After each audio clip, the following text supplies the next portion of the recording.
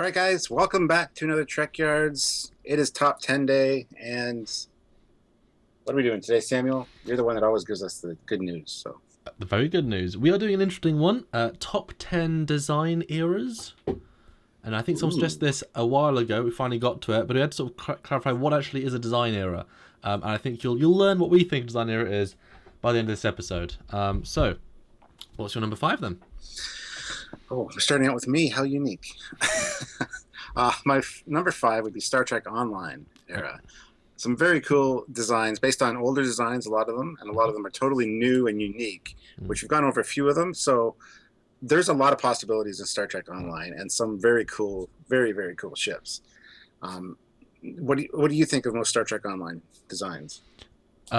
Different. Like, it definitely has its own aesthetic, which is a great thing. Very, I think, more angular, more radical, more throwing details and throwing pieces into the pot that stylistically more than necessarily how they function, because they don't really develop the interiors because they're just giant. They don't have the same level of, okay, this is the Intrepid class, how do we break down its systems?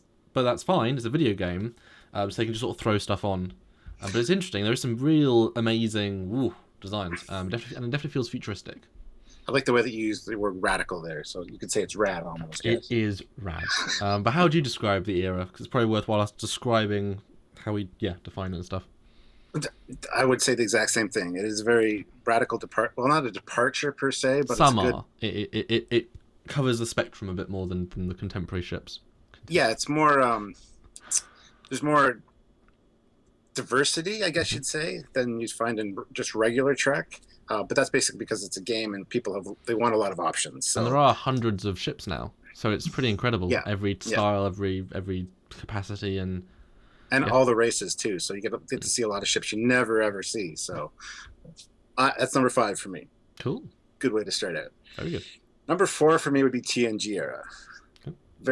Again, it's got a different look than what we used to prior to that. You got the blue glowy bits all over the nacelles, which look amazing. The scientific terms here only on Trekyards. I mean, we are. Yeah.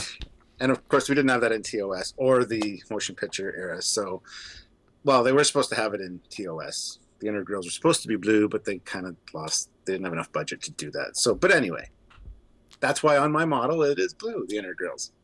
So TNG is very cool. It's got a lot of diversified ships. We get to see a lot of them because at a 7-year run, we got to see a bunch of different designs, much more so than previous eras. So TOS is number 4 for me. I mean, not TOS, TNG. Number 3 for me would be the First Contact era. Okay. So like the Sovereign and the Saber and so that's a new equivalent era, but I like it. The First Contact era. Okay. Well, I consider it a different era than TNG. Oh, absolutely, yeah. No, they stepped it up a notch. You know what I mean? So specifically the stylings of First Contact, all those new. Yes. Okay. Cool. Yeah. So that's number 3 for me. Not much to say about it. I mean, again, we got introduced to quite a few of the ships, which was nice to see. So. And it's that was very much a departure from the styles, but each one works in its own way. Yeah. Yeah. Cool. Okay. Number 2 for me would be TOS era. Oh my god! Only number 2. I thought you put it at number 1 and then higher than 1 at 1 star. Oy. Anyway, classic look. One of my favorite eras for sure. As you can see, I got a lot of TOS stuff, especially my captain's logs. There's a lot of TOS behind me. So it's definitely near and dear to my heart, but because I'm an old school Trekkie. And then we'll get into number 1, which is TMP era, so the motion picture era. The refit design Enterprise, the Miranda, the Constellation. I don't know if the Ambassador class would kind of fall into that. I'd push that in like a middle. It's very unique in between. Kind of leading to that though, so it's very very streamlined. We're going to use that word again. Streamlined and radical departure from TOS. Some even considered it to be a reboot, which I don't consider at all. I mean, I've heard arguments that possibly, in terms of just it is completely different, but it feels like the natural evolution, or at least a possible variation of natural evolution. Yeah. It's interesting how they drop the red Bizarre collectors and then they come back again.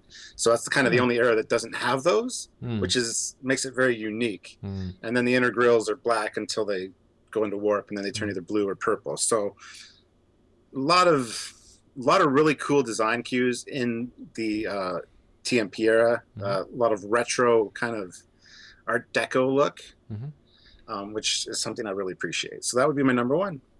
Cool. Now I got to hear your list, because I'm sure this will be interesting, and I pretty much know exactly how it's going to go.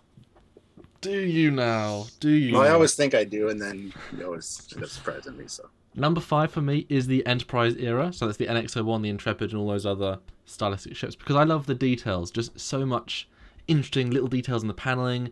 If you look close at the NX-01 model, all the exterior NX-01 doors are the exact detail replicas of the doors, like even down to the panel. It's incredible, the detail. I do like the modern feel. I think it works as a 0.5 evolution from what we could do now. So I like all the human style designs from that era for the most part. It's a tad confusing why they had the red and blue elements from the engines and then again blue for the deflector.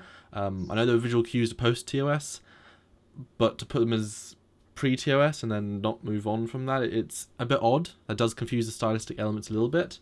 But in terms of design, they're fun. I like the fact that it feels very natural 0.5 in terms of our evolution. So that's why my Enterprise era is my number 5.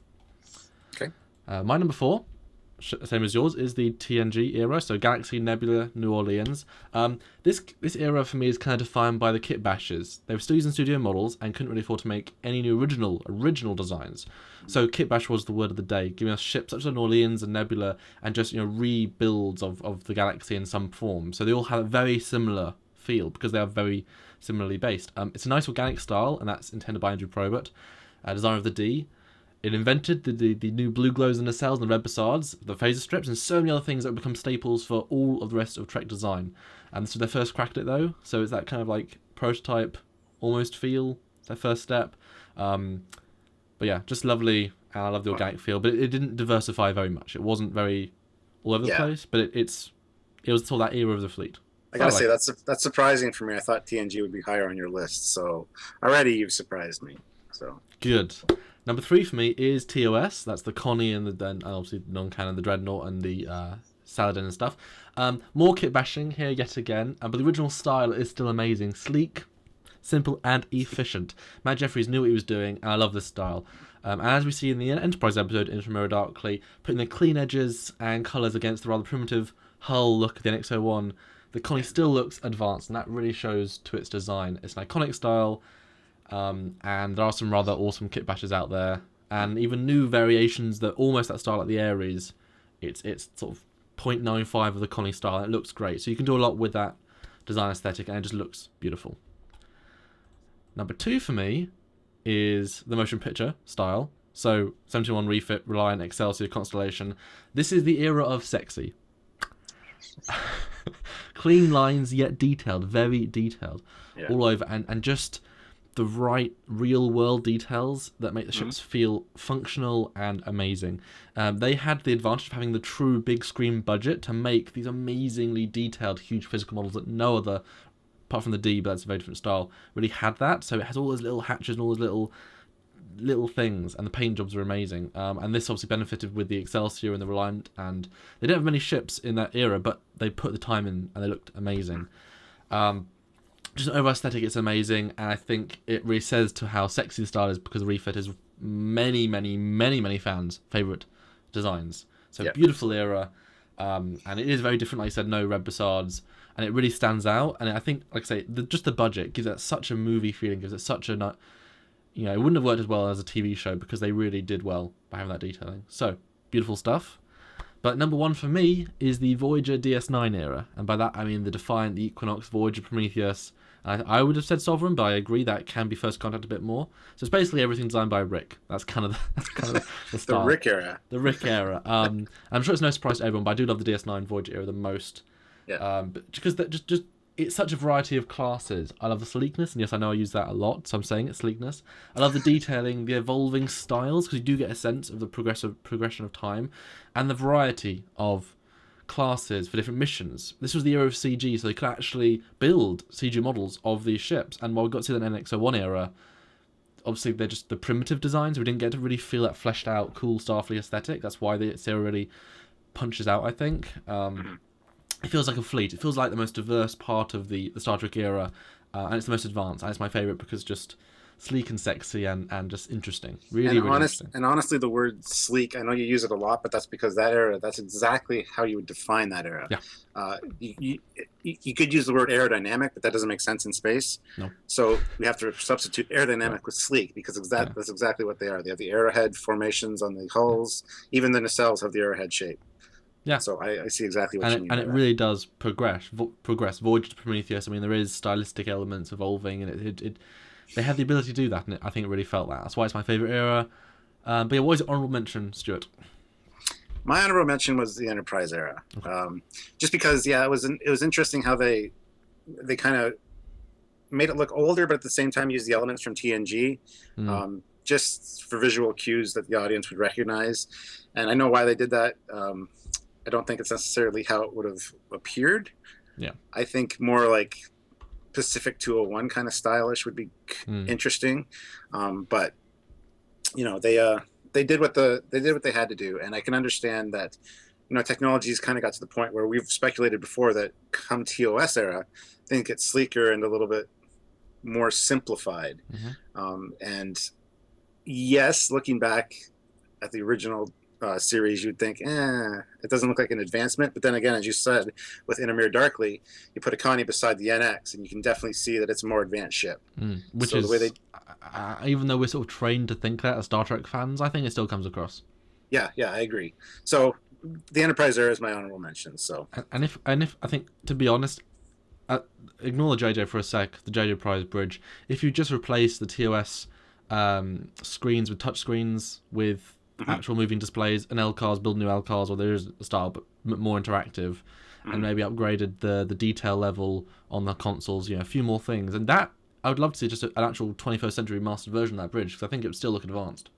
Yeah, I agree. Functional and yeah, I agree. And one thing I put down here for right beside my honorable mention, I said they really tried, is what I put, because they did. They tried to make it look more primitive, but at the same time have that flashy, showy for TV kind of appearance. So awesome. Well, my honorable mention is the 29th century. It's a unique style. It's organic and elegant and different, and yet still Trek, which is amazing. The Relativity is such a cool ship, and while that and the Aeon might have just been built to navigate the time stream and may not reflect any of the actual future aesthetic for that time, it's still cool, and I think it's still what we see for that century. I love both designs, and they're really interesting, and the LCARs and all the different things, but I think that's so cool. Hence my honorable mention. Yeah, the LCARs I really like in the 29th century. But to be honest, we didn't. Yeah, T-cars, that's right. But we didn't see as many ships as we needed to for me to really consider that as because to be honest, first glance looking at the Aeon or the Relativity, I wouldn't say Starfleet if they didn't have the banners on them. I honestly would think it's an alien design. So interesting list. You did surprise me, actually. Yes, which did I surprise you on? What do you think was my number one then? What would you have said? Well, I would have said Next Contact, or the First Contact era, which it's kind of what you were leading into. So, well, I hadn't considered that as a separate era, but that does make a lot of sense because they were built to be very different.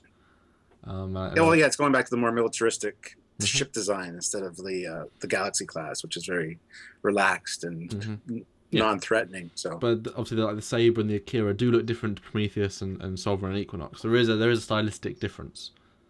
Yes. So that's my difference. But yeah, I'm surprised. I thought TOS would be your number one. I knew you'd think that. I'm not as surprised as I thought I would be, but I am still surprised. Yeah, well, there's something to be said about the TMP era. It's beautiful.